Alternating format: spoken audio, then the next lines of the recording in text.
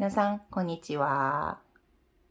はい。今回は1週間ぶりにカメラをつけることになりました。はい。すごく前回の動画をすごく久しぶりにアップロードしてて、すごく緊張もしたんですけど、結構いろんな方々が、インスタグラムを通してでもあるし、動画のコメントとしてもそうだし、結構温かいコメントをものすごく送ってくださって、すごく安心したし、ありがたかったですね。すごく感謝してます。もう毎回この YouTube 動画を撮らないとっていうプレッシャーがすごくあったんですけど、だからまた久しぶりに撮ろうとするとすごく緊張するんですよ。これを載せてなんかみんなに嫌われたらどうしようみたいな感じで。そんなに、ネガティブな人じゃないんですけど、今回すごく緊張して載せたのに、みんな待ってくださった方もいっぱいいらっしゃってて、本当に勇気が出ましたっていう感じですね。はい。で、それで、前回、メイン手帳を紹介したので、今回も、それ以外のまた別の手帳、次のステップの話を、したいと思います。はい。このように、一週間ぶりにもつけたんですけど、最近すごく、週末も仕事をしてて、そして、あんまり寝る時間がなかった何日間だったんで、実は昨日の夜動画を撮ろうとしてたんですけど、もうあまりにも疲れてて、もう爆睡しちゃったんですよ。なんで、朝ちょっと出勤時間まで時間があったんで、急いで動画を撮るようにしましたっていうことです。なので、実はおはようございますの時間帯なんですけど、だからちょっと声がガラガラかもしれないんですけど、ちょっと、はい、ご理解お願いします。で、これ、前回の動画でも説明したように、今メインで使っているのがこの3冊なんですね。これが、HB×WA5 サイズの、アシュフォードと趣味の文具箱でコラボして出てたトラットブラウンっていうものです。はい。あれと、前回の動画でご紹介してた、そのロロマクラシックにフランクリン・フランナーを入れて使ってるこのメイン手帳なんですね。そしてこれが、持ち歩き、いわゆる、よくこう持ち歩きをしているプロッター、リス仕様ですね。プロッターの、ナローサイズなんです。はい。で、今日はこの子に関してちょっと話したいと思うんですけど、実はこのロロマークラシックものすごく今満足して使ってて、もうエイジングも今楽しんでいるし、毎日こう、楽しみながら記録を取っているところなんですね。なんですけど、これが、持ち歩いていますよ。これもいつもカバンの中に入っていって、職場にも持っていくし、移動するときにもなるべく持ち歩いてるんですけど、これ、プライベートな、個人的なものまで全部書かれてるんじゃないですか。私の場合、日記まで入ってるんで。ってなった場合、これを、例えば、会社のミーティングとか会議に入って、これを開くのも、ちょっと、なんていうか、抵抗感があるっていう感じなんですね。もちろん、私は日本に住んでて、韓国人だから、記録をほとんど韓国語でやってるんですけど、だから、もうこれ開けても周りからわかんないわけなんですよ。ハングルで書いてあるから。なんですけど、なんかちょっとこう、開きづらいっていう感じはあるんですね。なんで、その時に使うのがこの子です。はい、ちょっとこれを置いて、はい、この子をよく使うんですけど、で、もともとは持ち歩きって使ってたのはこれなんですよ。はい。これもプロターなんですけど、これ、プエブロの、ミニ5、M5 サイズなんですね。マイクロ5サイズなんですけど、これをいつも持ち歩いてたんですね。はい。もうかなりこれもちょっといい感じでエイジングしてる、経年変化をしてる様子なんですけど、こんな感じでいつも持ち歩いてたんですよ。私の大好きな、ジェットストリームの、マルチペンを入れて、ここ、もちろん中身は0.28に芯変えて持ち歩いてるんですけど、これで、なんかこう、中に名刺入れをやってて、こう、名刺入れ代わりにも使ってたんですね。はい。だし、ここに付箋入れて、このように、こう、2種類の付箋を入れて使ってたし、これも、ロロマクラシックに挿してるものと同じように、こうやって出すのもできるようにしています。で、これアシュフォードから出てる、ここだけ開けて入れるやつなんですけど、これも下、もう切っちゃって、こうやって開けるように使ってます。もちろん、これを見てる、皆さんの中ではいろいろ自分でカスタムして作ってる、自作してる方々もいっぱいいらっしゃると思うんですけど、で私は、そういう、器用な人間ではないので、こういう風に使ってますっていうことですね。で、ペンホルダーがあって、そして、これ結構、なんていうか、こう、メモ用なので、保存用じゃないので、必ずしもこっちに情報をまた移して入れる必要はないですね。これこそ持ち歩いて、メモ取ってメインに移すっていう感じなので、その目的で、こういう、カレンダー系、だからマンスリーの方も入れて、大事な、授業とかも決まってる、確認しないといけないものだけ、こう、簡易的に入れて、そこからまた記録取って使うことにして、それで、ハビットトラッカー使ってたんですね。はい。こうやっても記録を取ってて、またメインに移したりすることもしましたっていうことです。はい。そして、これ一番使ってるんじゃないかなっていう、トゥードゥリストですね。前回の動画でも、私はプロッタのトゥードゥリストの、リフィールものすごくよく使いますっていう話をしたんですけど、これを、他のサイズはここに工程表とかあってて、すごく好きな、はい。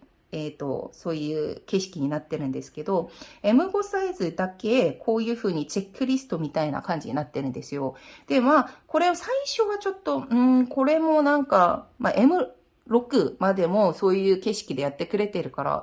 向こうもそうしてくれないといけないのかなとは思ったんですけど、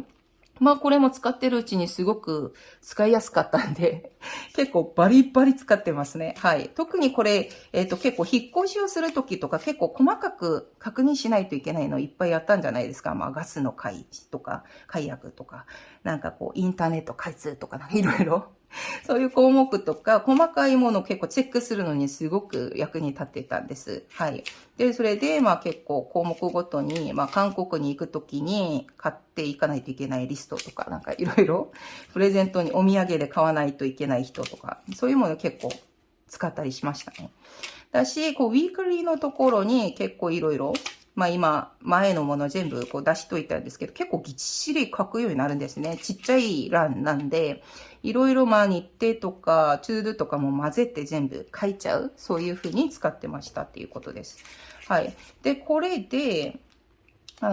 一番使うのはこっちですね。はい。私の大好きなトムエリバのこの薄い紙で、ずっと書くっていうことで、こういう、ゴミ捨て日とか、資源、リサイクルするゴミをいつ出さないといけないとか、最初に情報で、調べたり、メモ取ったりする、図書館の運営日とか、いろんなウィッシュリストもあるし、いろんなものも書いてましたね。駐車場の情報とか、そのマルジェいた時に、そこを、どこが無料とか、いくらまで買ったら無料にやってくれるのとか、そういう情報を、最初に結構書いてましたっていうことなんです。はい。その風に使ってて、最後あたりで、こういうブックリストですね。今読んでる本の中で、全部読んだらもうチェック入れてとか、そういう風に使ってましたっていうことです。はい。っていうことなんですが、だから、最近でも、今でも、カバン、ちっちゃいものを持ち歩かないといけないとか、本当にポケットに財布だけも入れて出ないといけない時とか、これポケットにも入るので、今でもよく使ってます。なんですけど、やっぱりちょっと量が増えていくわけなんですよ。特に学校でミーティングに行ったり、さっき話したように、プライベートなものをあんまり出したくない。でも何かをメモを取ったり、記録を取らないといけないところ。そして私の場合、専門が考古学なんですよ。だから、授業もそうだし、だから野外実習として出る場合もいっぱいあるんですけど、そういう時には、野外で出席を取ったり、そしていろいろ説明をしたりしないといけないので、そういう時に持ち歩かないといけない。だから出席取ろうとする時に、ここに全部入れられないじゃないですか。人数があるから。なんで、そういう時によく使う。そして、発掘調査をよくするんですけど、実は、私このサイズがすごく馴染みがあるっていうか、このサイズが安定的に感じる理由があるんですよ。それが何かとすると、最近結構これ使ってる方いっぱいいらっしゃるんですよね。測量手帳。で、実際これが、スケッチブックって言ってて、こういう風に、セクション、方眼になってるものもあるし、まあ、レベルブックもあるし、いろいろなパターンがあるんですけど、とにかく一番いっぱい使ってる、一番有名なものがこのスケッチブックって書いてある測量手帳だと思うんですよ。これが多分、もともと基本形ですね。この緑色のこういう金箔でこう書いてて、こう黒曜から出てる。このものが基本形です。これ、実は私家にいっぱいあるんですよ。こんな感じでも買って使ったりするんですけど、なぜかというと、発掘現場でもこれを使います。野鳥として使ってるので、結構昔、だから私が韓国にいる時期からずっと使ってきたっていうことですね。韓国でも、その当時、日本の国用のものを、買って使ってました。はい、現場で。で、なので、これは私みたいな考古学者たち、現場で働いてる人たちは、すごく慣れてる、そういう測量手帳なんですけど、これなぜか最近結構人気あるんですよね。で、何年前かから、ロフトとか、いろんな文房具店で結構、いろんなカラーも出てるし、コラボした商品もいっぱい出てるし、しかも遺跡地とか博物館行っても、ここにそこを代表する遺物とかのこう絵が入ってて、こう販売もしてるんですね。そこはちょっと私も衝動買いをするんですけど、とにかく結構これ最近使われてると思うんですけど、まあ私たち実際使ってるから、実際多分こんな感じで使ってます。すっごくボロボロなんですよね。はい。まあここ結構ボールペンとか刺してたから結構後残ってるんですけど、こんなに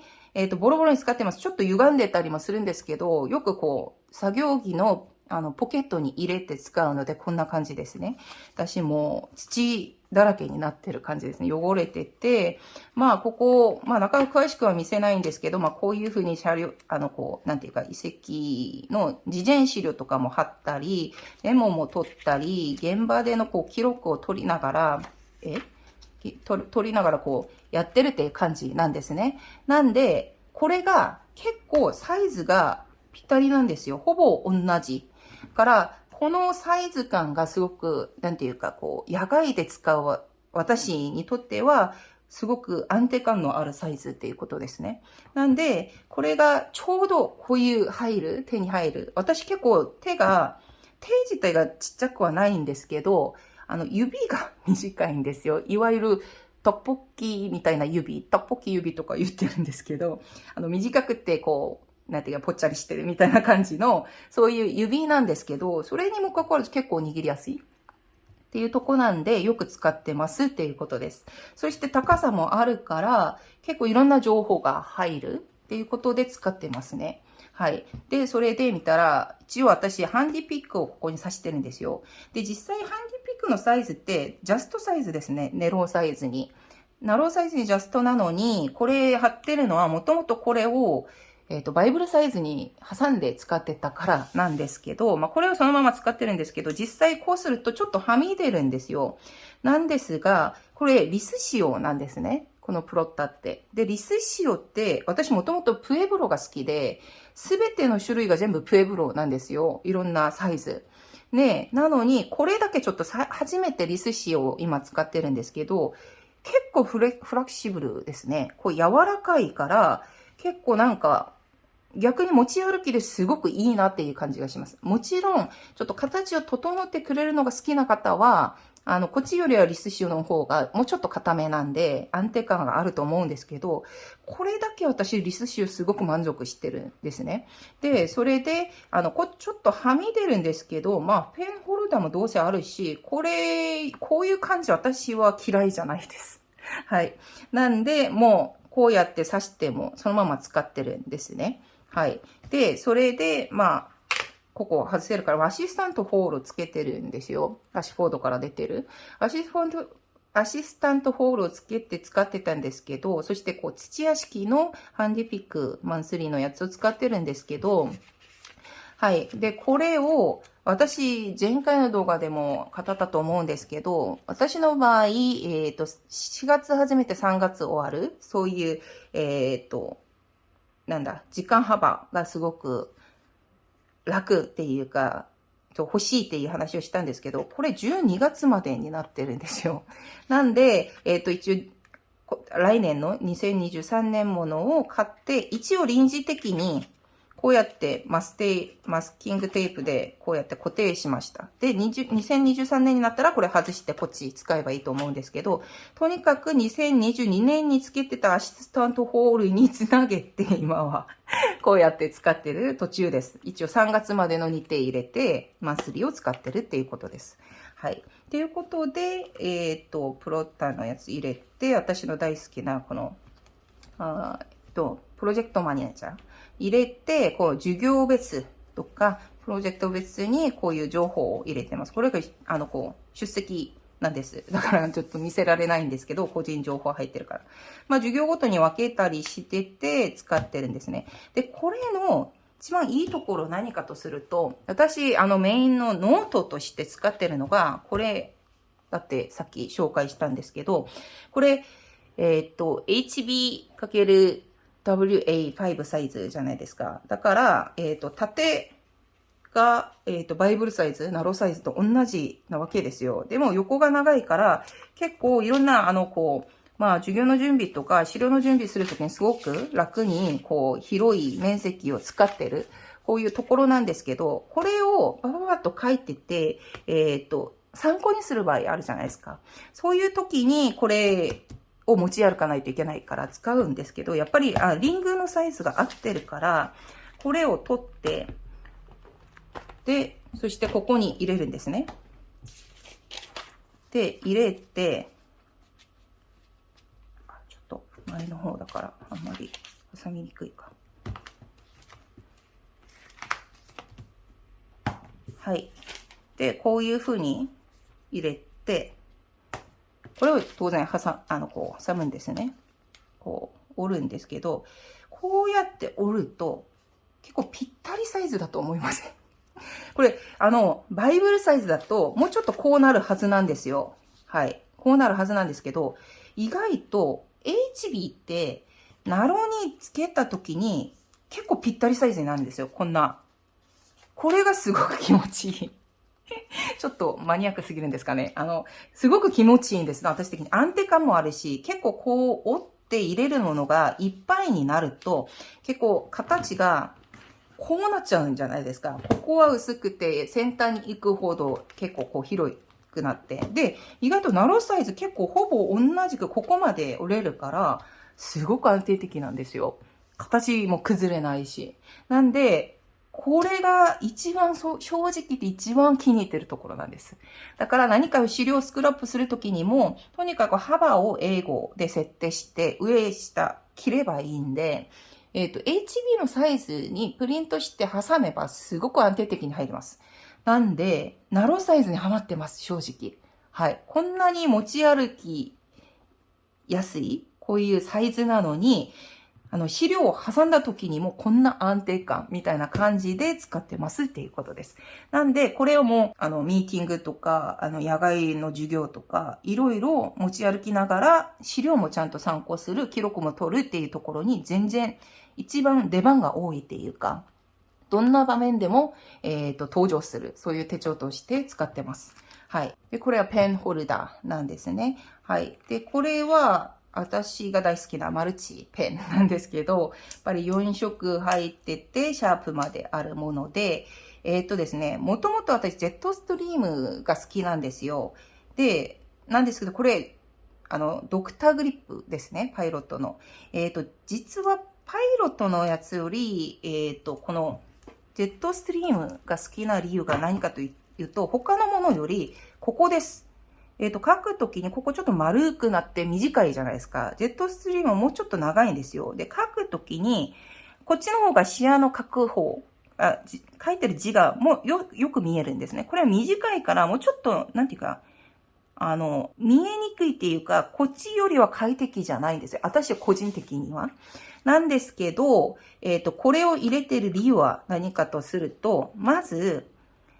ドクターグリップは、ここのシャープの大きさっていうか、芯の太さがいろんな種類があるんですよ。0.3、0.5、0.7、3種類全部入れられるんです。0.7は違うか。0.3、0.5。だから私は0.3が使いたいっていう部分があるんですね。なんで、これを使うために入れてる。もちろんこれウッドなんですけど、これは0.7のボールペンと0.5のシャープペンシルが入ってるはずなんですけど、中身全部変えて、はい、0.3 のやつ、別のドクターグリップから持ってきてるということですね。を入れて、こっちは全部スタイルフィットに変えてます。はい。だからもう本体だけドクターグリップであってて、中身は全部変えてるんですけど、こっちのボールペンもすごくいいですよ。パイロットの、ドクターグリップの方に入ってるボールペンすごく満足なんですけど、スタイルフィットすごく好きなんで、でも、ドクターグリップとスタイルフィットの、会心っていうか、中身って互換性があるんですよ。そのまま刺せば使えるっていうことなんで、スタイルフィットを入れて使ってますっていうことです。はい。とにかくこれを使ってるっていうことと、そして、真ん中あたりでメモを取れるノートを挟んでって、いろんな種類挟んでるんですね、一応。はい。っていうことと、後ろには、マンスリー。これは当然前に使ってたものから持ってきてるんですけど、マンスリーを使ってて、ツールとメモを取ってる。だからこっちで、すごく狭い範囲で、こう使ってた、こうですね。はい。こういうものを、こっちにちょっと広げて、こっち側には、日程とかを書いて、こっちが、トゥードゥとかメモを取るっていう感じで使ってます。もちろんこれも記録用じゃないから、こっちに、移したりじゃなくて、ここからできてるものをメイン手帳に移すっていうことなんですね。これは持ち歩きだから。ということで、今使ってますっていうことです。はい。っていうことで、そしてプラス後ろにちょっとレシートとか入ってるんですけど、これは個人的な用途のレシートじゃなくて、出張とか、証明用に提出しないといけないものとか、そういう仕事で使ってるものだけ、臨時的にバババッと入れてるっていうことです。こっちに何か領収は残ってるっていうことは、何か処理してない書類が残ってるっていうことですね。はい。っていう風に使ってるですね。はい。っていう感じで、こうやって入れて、いろいろ活用してます。なんで、今、バイブルサイズ、HB、そしてナロサイズをメインに使っているから、この資料の移動がしやすいとか、そしてもう、安定感があるわけなんですね。いろいろどこにメモを取っても写せる。資料を写せるっていうことなんで、すごく今の体制満足して使ってますね。なんで来年にもそのまま、とにかく、まず一学期、3月に学期が終わるまでは、こういう安定的な体制でいくんじゃないかなと思います。また来年にもっと、仕事の種類がちょっと変わったり、担当している業務が変わったりすると、またちょっと変わるかもしれないんですけど、今学期はこれでいきますっていうことなんですね。はい。ということで、今日は私が、持ち歩き、そして業務用で使っている、この、プロッタ、リス仕様のナロサイズに関してご紹介をしてみました。はい。で、またもう HB の話もあるし、いろんなプランクリンプランナーの、ちょっと違う、サイズ規格の話もあるし、そして私結構、ほぼ日手帳とか、いろんな手帳をばらして、自分手帳もそうですね。ばらして結構バインディングしたり、システム手帳化したりするものをいっぱいやってますね。それが好きな人間なんで、やってるんですけど、それに関してもいろんなサイズの交換とか、互換性とか、それと、いろんな自分なりに使ってたコツとか、いろいろ紹介できればと思います。なんで、今後も、すごく頻繁には取れないとは思うんですけど、そういう話を徐々と動画に撮りながら、ご紹介してみたいと思ってますので、皆さん、これからもよろしくお願いします。はい。今日の話はここまでにしたいと思います。また次の動画で必ず会いましょう。バイバイ。